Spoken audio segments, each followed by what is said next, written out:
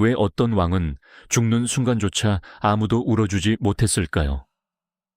왜 단 23세 세상을 떠난 젊은 임금의 장례식에서 궁궐은 슬픔이 아니라 안도의 한숨으로 가득했을까요?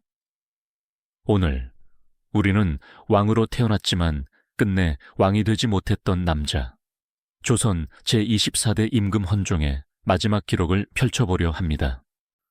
1849년 6월 6일 창덕궁 중당. 한 젊은 왕이 조용히 숨을 거둡니다. 나이 겨우 23살, 법도에 따라 종을 울리고 신하들은 조복을 갖추어 애도의 예를 올렸습니다. 하지만 이상하게도 궁궐 어디에서도 진심에서 우러나오는 통곡은 들리지 않았습니다. 할머니인 대왕대비 순원왕후는 눈물 한 방울 보이지 않았고 조정의 대신들 가운데는 오히려 어깨를 쓸어내리며 안도의 숨을 내쉬는 이들이 적지 않았습니다. 굶주림과 세금에 짓눌리던 백성들은 또 왕이 바뀌는구나 하고 잠시 고개만 돌렸을 뿐 곧 다시 자신의 허기를 걱정해야 했습니다. 도대체 이 젊은 왕은 어떤 삶을 살았기에 죽음조차도 누구의 심장도 크게 울리지 못한 채 지나가 버린 걸까요? 오늘 우리가 따라가 볼 이야기는 단지 한 사람의 불행한 일대기가 아닙니다. 권력을 쥔 소수가 나라 전체를 사유물처럼 다루던 시대, 그 한복판에서 스스로의 의지로 아무것도 결정할 수 없었던 한 청년 왕의 절규이며 그의 죽음이 어떻게 조선을 서서히 파멸로 몰고 갔는지에 대한 기록입니다. 그리고 그 죽음의 그림자에는 지금도 논쟁이 이어지는 독살 의혹이 옅은 안개처럼 깔려 있습니다. 그의 이름 헌종. 하지만 그는 끝내 왕으로 살지 못했습니다. 헌종의 비극을 이해하려면 먼저 그가 태어나기도 전에 드리워진 조선의 어둠부터 짚고 넘어가야 합니다. 1800년 개혁 군주 정조가 갑작스럽게 세상을 떠납니다. 강력한 왕권으로 신하들을 제어하던 정조의 죽음은 조선의 정치 구조에 거대한 빈틈을 남겼습니다. 뒤를 이은 왕은 정조의 아들 순조. 하지만 그는 즉위 당시 너무 어렸고 그 틈을 정확히 노린 세력이 있었습니다. 바로 왕비의 친정 외척 가문이었습니다. 순조의 장인 김조순을 정점으로 한 안동 김씨는 어린 왕을 앞세워 권력의 실질적인 주인이 되었습니다. 뒤이어 풍양 조씨 등 다른 외척 가문들도 차례차례 판에 뛰어들며 정조 이후 약 60년 동안 몇몇 외척 가문이 번갈아가며 조선을 돌려가며 지배하는 구조가 굳어졌습니다. 우리가 말하는 세도 정치의 시작입니다. 오늘날로 치면 어떨까요? 몇몇 거대 가문이 정부의 핵심 자리를 돌아가며 차지하고 대통령은 이름만 있을 뿐 실제 예산과 인사권은 모두 그 가문들의 회의에서 결정되는 상황. 국민의 세금과 이권은 결국 특정 집안의 주머니로 흘러가는 구조. 이런 그림이 떠오르신다면 이야기를 놓치지 않으시도록 지금 한번 구독 버튼을 살짝 눌러두셔도 좋겠습니다. 이 왕의 인생은 그 구조 속에서 어떻게 사람이 부서지는지를 보여주는 긴 기록이니까요. 의정부, 비변사, 육조의 요직은 안동 김씨를 비롯한 외척 가문 출신들로 빽빽하게 채워졌습니다. 과거 시험은 실력 경쟁이 아니라 돈과 인맥으로 합격자가 정해지는 장사판으로 변했습니다. 관직이 돈으로 사고 팔리고 돈을 주고 벼슬을 산 자들은 자신의 투자금을 회수하기 위해 백성들의 피와 땀을 끝까지 쥐어짜야 했습니다. 이 끝이 보이지 않는 어둠 속에서 잠깐 한 줄기 빛처럼 나타난 인물이 있었습니다. 바로 헌종의 아버지, 효명세자입니다. 효명세자는 순조의 아들이자 정조의 손자였습니다. 어릴 때부터 문학과 예술, 정치 감각까지 고루 뛰어난 천재로 평가받았습니다. 1827년 순조는 겨우 19의 효명세자에게 대리 청정을 맡깁니다. 그리고 효명세자는 기대를 저버리지 않습니다. 그는 안동 김씨 세력을 견제하기 위해 그동안 밀려나 있던 인재들을 과감히 등용했고 부패한 관리들을 벌하며 할아버지 정조의 개혁 정신을 되살리려 했습니다. 잠시 동안 조선 조정에는 다시 활기가 돌기 시작했습니다. 백성들 사이에서는 혹시 정말로 달라질지도 모른다는 조심스러운 희망이 피어나기 시작했습니다. 하지만 이 희망은 너무 짧게 꺼져버립니다. 대리청정 3년 만인 1830년 22살의 효명세자가 갑작스럽게 세상을 떠난 것입니다. 공식 사인은 각혈후 병사. 하지만 당시부터 안동 김씨에 의한 독살 의혹이 입에서 입으로 돌았습니다. 오늘날 학자들 사이에서도 여러 가설이 오가지만 확실한 증거는 없습니다. 다만 하나, 조선의 마지막 희망이 너무 빨리 꺾였다는 사실만은 분명합니다. 그리고 그 비운의 천재의 유일한 아들, 바로 이 어린아이의 이름이 이환, 훗날 헌종입니다. 아버지가 죽었을 때 그는 겨우 4살. 아버지의 얼굴조차 뚜렷이 기억하지 못할 나이에 그는 조선의 마지막 희망의 아들이라는 버거운 운명을 짊어지게 됩니다. 1834년 순조마저 세상을 떠나자 7살의 이환은 조선 24대 임금 헌종으로 즉위합니다. 창덕궁 인정전에서 치러진 대관식은 화려했습니다. 문무백관 수백 명이 품기에 따라 뜰에 도열하고 궁중 악사들의 음악이 궁궐 위로 장중하게 울려 퍼졌습니다. 하지만 너무 커서 몸에 맞지 않는 붉은 용포, 발이 땅에 닿지도 않는 거대한 용상 위에 앉아있는 7살 소년의 얼굴에는 왕의 위엄도 기쁨도 담겨있지 않았습니다. 아버지를 잃고 이제는 할아버지마저 떠나보낸 어린아이의 슬픔, 그리고 눈앞을 가득 메운 낯선 얼굴들, 어디를 보아야 할지 모르는 두려움만이 그의 작은 눈동자 속에서 떨리고 있었습니다. 그의 바로 옆에는 할머니 순원왕후가 앉아 있었습니다. 인자한 미소보다는 냉정하고 굳게 다물린 입술과 단단한 눈빛이 먼저 보이는 얼굴이었습니다. 용상 아래에서는 수많은 신하들이 전하를 외치며 머리를 조아리고 있었지만 그들의 마음속 주인이 누구인지는 어린 헌종도 어느 정도는 본능적으로 느꼈을 것입니다. 그날 이후 헌종의 곁에는 항상 할머니 순원왕후와 안동 김씨가 있었습니다. 그리고 수렴청정이 시작됩니다. 어린 왕에게 허락된 것은 거의 아무것도 없었습니다. 아침에 눈을 뜨는 순간부터 밤에 잠들 때까지 그의 일상은 철저한 감시와 통제 아래에 있었습니다. 누구를 만나고 무슨 책을 읽고 어떤 말을 하고 어떤 표정을 짓는지까지 모든 것이 대왕대비에게 보고되었습니다. 상궁과 내시들은 왕의 충성스러운 사람이라기보다 외척 가문이 심어둔 눈과 귀에 가까웠습니다. 그는 가장 좋은 비단 옷을 입고 수라상에는 온갖 징유한 음식이 올랐지만 또래 아이들이 누릴 수 있는 작은 자유조차 허락되지 않았습니다. 그의 주변에는 그를 권력의 도구가 아니라 한 사람으로 진심으로 아껴줄 사람은 거의 보이지 않았습니다. 순원왕후를 비롯한 세도 가문에게 헌종은 그저 자신들의 권력을 정당화해주는 살아있는 도장에 불과했습니다. 그들은 헌종이 총명하고 강한 군주로 성장하는 것을 절대 원하지 않았습니다.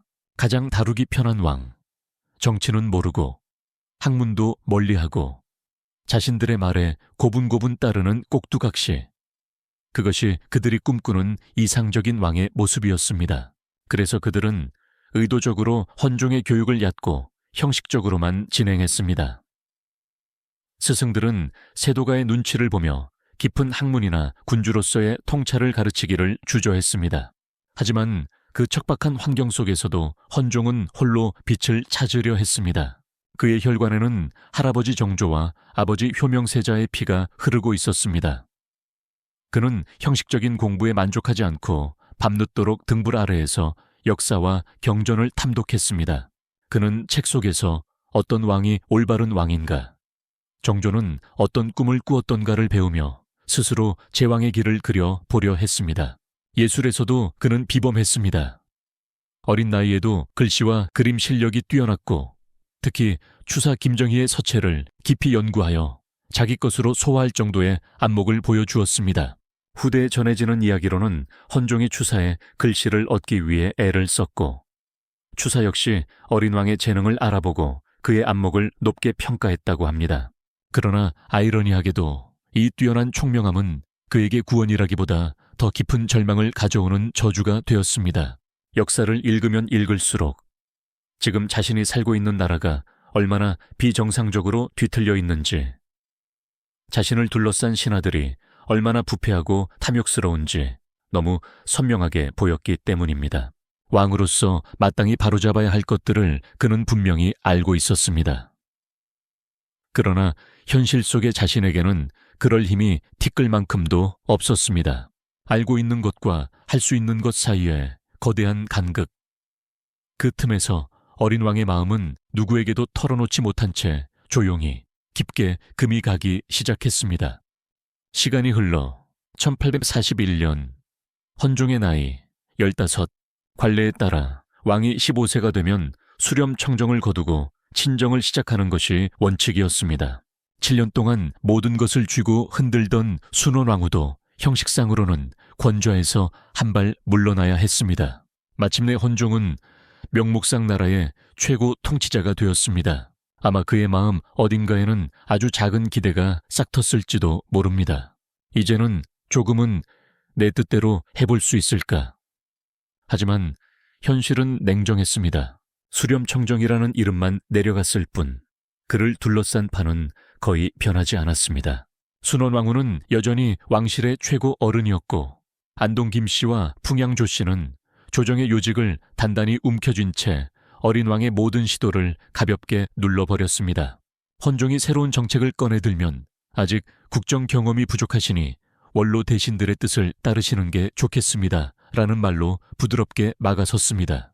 그가 새로운 인물을 쓰려 하면 그는 우리 편이 아니니 믿기 어렵습니다. 라는 말로 길을 끊었습니다. 그의 모든 시도는 보이지 않는 벽에 부딪혀 허공으로 사라지고 말았습니다. 친정이 시작되었지만 그는 여전히 꼭두각시였습니다. 그리고 그 절망의 정점에 그의 의지와 상관없이 결정되는 첫 번째 인생의 큰 사건이 기다리고 있었습니다. 바로 혼인입니다. 15세 왕이 된 헌종에게 조정이 가장 먼저 꺼내든 화두는 국혼, 왕비 간택이었습니다. 명분은 단순했습니다. 이제 성인이 되었으니 가정을 꾸리고 후사를 도모해야 한다.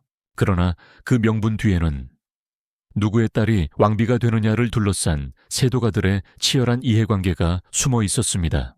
당시 조정의 절대 권력자는 대왕 대비 순원왕후와 그녀의 친정 안동 김씨였습니다. 그들에게 왕비 간택은 자신들의 권력을 다음 세대까지 연장할 가장 확실한 수단이었습니다. 다른 가문의 여인이 왕비가 되어 왕의 총애를 얻고 왕자를 낳기라도 한다면 권력 판도는 단숨에 뒤집힐 수 있었습니다. 결국 왕비 간택은 시작부터 끝까지 그들만의 잔치였습니다. 수많은 처녀들이 간택에 참여했지만 결과는 처음부터 정해져 있었습니다. 안동 김씨의 핵심 인물이자 영의정 김조순의 딸이 새 왕비 효현왕후로 결정됩니다. 이것은 곧 안동 김씨는 한치도 물러서지 않겠다는 노골적인 선언과도 같았습니다.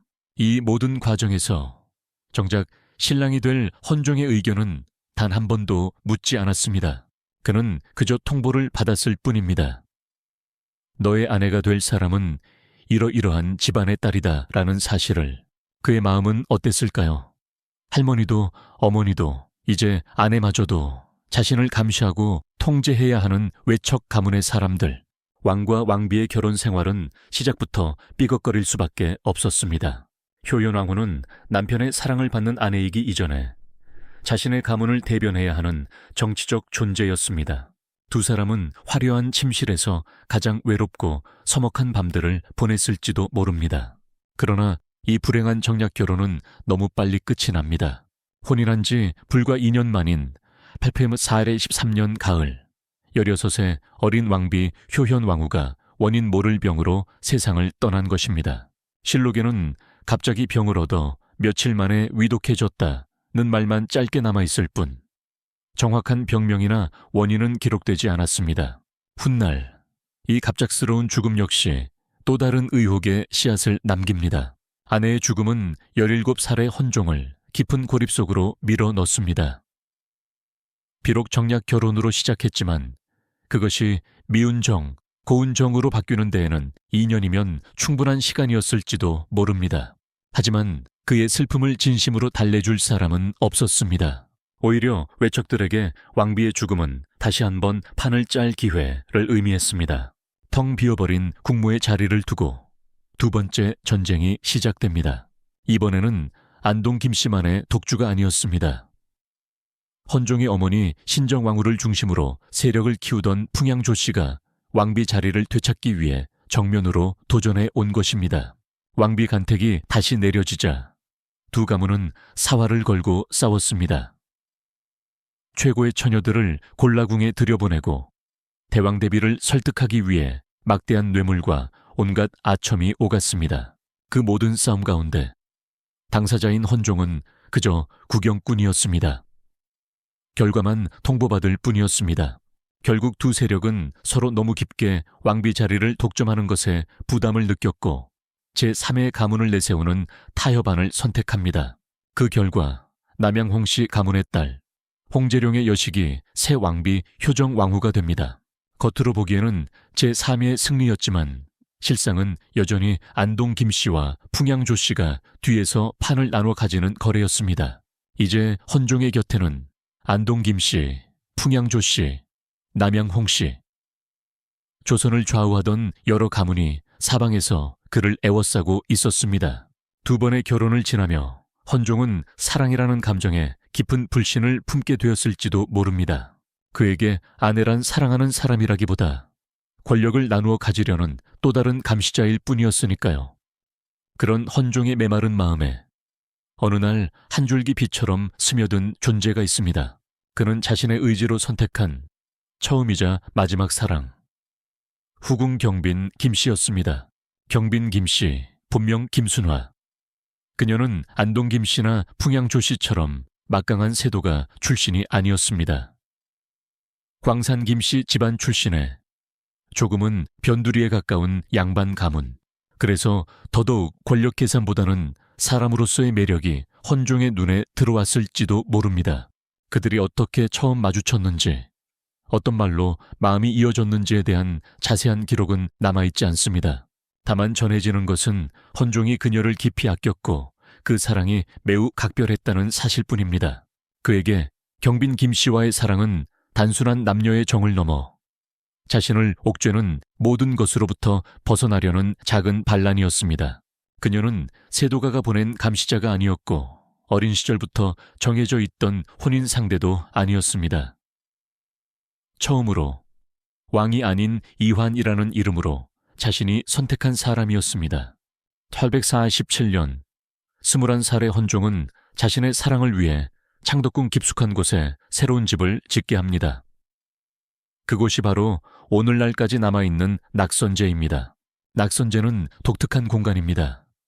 왕의 권위와 위엄을 상징하는 화려한 단청 대신 나무의 결을 살린 소박한 기둥과 처마, 거대한 궁궐 정각이라기보다 선비가 책을 읽고 사색하며 지낼 법한 아늑한 사랑채에 더 가깝습니다. 그곳에서 헌종은 처음으로 진짜 행복과 평화를 느꼈을지도 모릅니다. 낮에는 함께 책을 읽고 밤에는 시를 짓고 함께 차를 나누며 웃을 수 있는 곳. 낙선제는 헌종에게 단순한 건물이 아니었습니다. 정치로부터의 도피처이자 그가 스스로 만든 작지만 완벽한 세계, 유일한 자기 의지로 만든 왕국이었습니다. 하지만 이 작은 행복조차 그냥 두고 볼 세력은 따로 있었습니다. 왕이 왕비를 멀리하고 후궁 경빈 김씨만 총애한다는 소문은 곧 궁궐 전체로 퍼졌습니다. 대왕대비 순원왕후, 안동 김씨, 중전 효정왕후의 외가, 기득권 세력에게 경빈 김씨는 곧 가장 위험한 변수였습니다. 그들이 가장 두려워한 것은 하나. 경빈 김씨가 왕자를 낳는 것. 만약 그 배에서 새 왕이 태어난다면 왕의 외척기라는 강력한 지위는 모두 그녀의 집안으로 넘어가게 되고 기존 세도 가문들은 순식간에 밀려날 가능성이 있었습니다. 그때부터 낙선제를 둘러싼 보이지 않는 시기와 견제가 시작됩니다. 경빈 김씨를 헐뜯는 소문, 그녀를 감시하려는 움직임, 심지어 음식에 독이 탈지도 모른다는 흉흉한 말까지 돌았습니다. 헌종은 유일한 사랑을 지키기 위해 이 모든 추악한 기류와 맞서 싸워야 했습니다. 그러나 그의 방패는 너무 얇았고 상대의 칼날은 너무 많았습니다. 사랑의 공간이었던 낙선제는 언젠가부터 또 다른 정치 전쟁터가 되어버렸습니다. 그 모든 갈등의 중심에는 왕이라면 피할 수 없는 과제가 있었습니다. 바로 후계자. 한 나라의 왕에게 후사를 잇는 일은 선택이 아니라 의무였습니다. 헌종에게 아들은 단순히 가문의 대를 잇는 문제가 아니라 지긋지긋한 새도 정치의 굴레를 끊어낼 마지막 희망이었을지도 모릅니다. 왕자가 태어나면 헌종은 더 이상 힘없는 청년 왕이 아니라 다음 왕의 아버지가 됩니다. 어떤 세도가도 미래의 왕을 둔 아버지를 함부로 대하기는 어려웠을 것입니다. 그래서 그는 누구보다도 간절히 아들의 탄생을 바랐습니다. 그러나 동시에 그 기대는 헌종 자신과 그를 둘러싼 모든 여인들에게 견디기 힘든 압박이 되었습니다. 두 왕비와의 합궁은 사랑의 행위라기보다 후사를 만들어야 한다는 의무에 가까웠을 것입니다. 경빈 김씨에 대한 마음은 더 복잡했습니다. 한 사람으로서 사랑하지만 왕으로서 그녀에게 내 아들을 낳아 이 지옥 같은 현실에서 구원해달라는 절박한 기대를 걸어야 했습니다. 그 기대는 그녀에게는 족쇄였고 두 사람의 사랑을 온전히 두지 않는 잔인한 그림자였습니다. 압박과 불안, 연이은 정치 싸움 속에서 헌종의 몸은 서서히 무너져 갔습니다. 조선왕조실록에는 20살이 넘어서부터 그의 건강이 눈에 띄게 나빠졌다는 기록이 잦아집니다. 자주 병석에 눕고 기운이 없고 기침과 미열이 반복되는 모습, 오늘날의 눈으로 보면 결핵과 유사한 증상 위에 극심한 스트레스가 겹쳐진 상태였을 가능성이 큽니다. 태어날 때부터 한 번도 마음 편히 숨을 고른 적 없는 삶. 어릴 적에는 감시 속에서, 청년이 되어서는 세도가들의 권력 싸움 속에서, 마지막에는 후계 문제에 짓눌리며 그의 정신은 쉬지 못했습니다. 약재를 달여 올려도 병세는 크게 나아지지 않았습니다. 어쩌면 그의 병은 약으로 고칠 수 있는 병이 아니었는지도 모릅니다. 병의 뿌리가 몸이 아니라 그를 둘러싼 조선이라는 시스템 자체에 있었기 때문입니다. 마침내 1849년 여름, 헌종의 병세는 위중한 단계에 접어듭니다. 그리고 6월 6일 창덕궁 중당에서 23살의 젊은 왕은 짧고도 격렬했던 삶을 마감합니다. 공식 기록에는 지병으로 인한 병사라 적혀 있지만 한양 안팎에서는 곧바로 왕이 독살당했다는 소문이 퍼져나갔습니다. 오늘날까지도 일부 연구자와 대중 사이에서는 그의 죽음이 단순한 병사였는지 아니면 누군가의 의도가 개입했는지에 대해 논쟁이 이어지고 있습니다. 헌종 독살설의 가장 유력한 용의자로 자주 거론되는 세력은 역시 안동 김씨입니다. 그들에게는 헌종의 죽음으로 얻는 이득이 너무나 분명했기 때문입니다. 다만 이 부분에서 우리는 반드시 짚고 넘어가야 합니다. 어디까지나 정황에 기반한 추정일 뿐 명확히 입증된 자료는 없습니다. 하지만 기록을 조금만 더 들여다보면 그의 죽음 뒤에 숨은 또 다른 진실이 모습을 드러냅니다. 바로 누가 그 공백을 가장 이롭게 활용했는가 하는 문제입니다.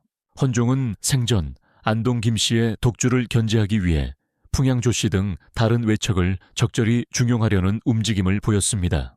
만약 그가 좀 더 오래 살아 풍양조씨나 다른 세력과 손을 잡고 안동 김씨를 본격적으로 압박하기 시작했다면 수십 년 동안 이어져 온 권력 구조가 크게 흔들릴 수도 있었습니다. 게다가 경빈 김씨에게서 아들이 태어나기라도 했다면 그것은 안동 김씨 입장에서 최악의 시나리오였을 것입니다. 그런 상황에서 후계자 없이 왕이 갑자기 죽었다면 가장 큰 이익을 보는 이는 누구였을까요? 바로 왕실의 최고 어른이자 안동 김씨의 핵심 인물이었던 대왕대비 순원왕후 김씨였습니다. 헌종이 후사 없이 세상을 떠나자 다음 왕을 정할 수 있는 권한은 법적으로 순원왕후에게 집중되었습니다. 이 순간 그녀는 단순한 왕의 장모가 아니라 왕을 만드는 사람이 되었습니다. 안동 김씨의 신하들은 족보를 샅샅이 뒤지기 시작했습니다. 왕위 계승 서열보다는 안동 김씨에게 가장 잘 맞는 이용하기 좋은 후보를 찾기 위한 수색이었습니다. 그리고 마침내 그들의 눈에 한 인물이 들어옵니다. 강화도에 살고 있던 한 시골 청년 이원범. 그의 가게를 거슬러 올라가면 사도세자의 서자 은원군의 후손이지만 영모 사건에 연루된 뒤 오랫동안 유배지에서 잊힌 왕족으로 살아야 했던 집안. 그는 강화돼서 왕족이라는 사실조차 실감하지 못한 채 형과 함께 나무를 하며 밭을 갈며 살아가는 평범한 청년이었습니다. 글을 조금 읽고 쓸 줄은 알았지만 정치 교육이나 국정 운영에 대한 준비는 거의 없는 상태. 자신만의 정치 기반도 그를 지지해줄 세력도 없었습니다. 안동 김씨 입장에서 보자면 이보다 더 다루기 쉬운 왕은 없었습니다. 대왕 대비의 결정이 내려지자 영의정을 비롯한 대신들은 강화도로 왕을 모시러 갑니다.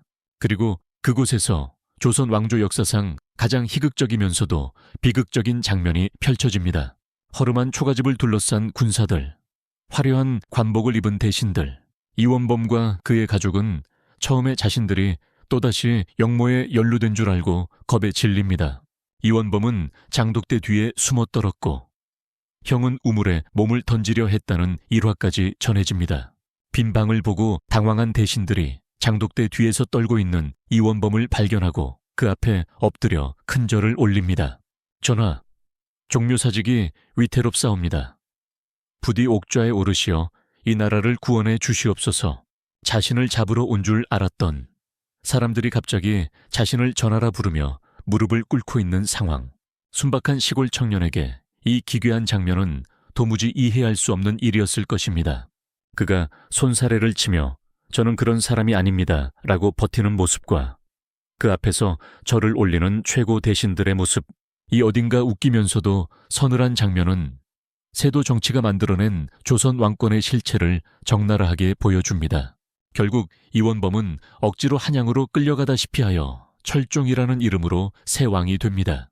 그리고 그의 시대는 안동 김씨 세도 정치가 사실상 완성 단계에 접어든 시기였습니다. 철종은 준비되지 않은 왕이었습니다. 오랫동안 시골에서 살아온 탓에 궁궐의 복잡한 법도와 정치 구조를 한 번에 이해하기 어려웠습니다. 어려운 한자와 말들로 가득한 상소문과 문서들은 그 스스로 판단하기보다는 신하들의 설명에 의존할 수밖에 없었습니다. 그 빈틈을 안동 김씨와 외척 세력이 놓칠 리 없었습니다. 그들은 철종이 즉위하자마자 다시 자기 가문 출신의 여인을 왕비로 앉히고 왕의 침실과 곁을 완벽히 장악했습니다. 임금이 경험이 부족하다는 명분 아래 훨씬 더 노골적으로 권력을 독점하기 시작합니다. 이 시기에 이르러 외척의 부패와 전횡은 극에 달합니다. 삼정의 문란은 더 심해졌고 전국 곳곳에서 백성들의 분노는 쌓여갔습니다. 1862년 마침내 경상도 진주에서 터져나온 농민봉기는 순식간에 삼남 지방을 거쳐 전국적인 밀란으로 번져나갑니다. 못살겠다 갈라 엽자 70여 곳에서 농민들이 봉기했고 부패한 관리들이 처벌당했습니다. 헌종의 죽음 이후 더 공고해진 세도 정치라는 시스템은 결국 스스로 만들어낸 분노의 불길에 자신들이 삼켜질 위기에 놓이게 된 것입니다. 한편 조선 밖의 세계는 무서운 속도로 변하고 있었습니다. 헌종이 죽고 철종이 재위하던 851을 60년대 서구 열강의 제국주의 물결은 동아시아를 향해 빠르게 밀려오고 있었습니다. 중국에서는 아편 전쟁의 패배와 태평천국의 난으로 나라가 뒤흔들리고 있었고 일본은 미국 페리 제독의 흑선 앞에서 쇄국을 풀고 개항하며 메이지 유신으로 달려나가고 있었습니다. 조선의 연안에도 이양선들이 출몰하며 문을 두드리기 시작했습니다. 하지만 조선 지배층의 눈은 대부분 안쪽만 향해 있었습니다. 나라 밖에서 다가오는 폭풍보다 눈앞의 밀란을 어떻게 막고 그 틈에 어떤 이권을 더 챙길 수 있을지에 더 관심이 있었던 시대. 효명세자와 헌종이 살았던 30년은 조선이 세계사의 흐름에 올라탈 수 있었던 마지막 골든타임이었는지도 모릅니다. 만약 이 시기에 강한 왕권과 개혁 의지를 가진 군주가 나라의 방향을 바꾸어 세웠다면 역사는 조금 다른 길을 걸었을까요? 하지만 그 자리에 있던 사람은 병약한 헌종과 준비되지 못한 철종이었습니다. 헌종의 비극적인 죽음과 그 뒤를 이은 인형 같은 왕의 즉위는 조선을 세계사에서 점점 외따로 밀려나게 했고, 다가오는 제국주의의 파도 앞에서 아무런 준비도 하지 못한 채 흔들리게 만들었습니다.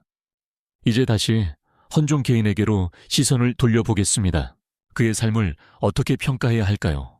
한편에서는 그를 시스템의 희생양이라 부릅니다.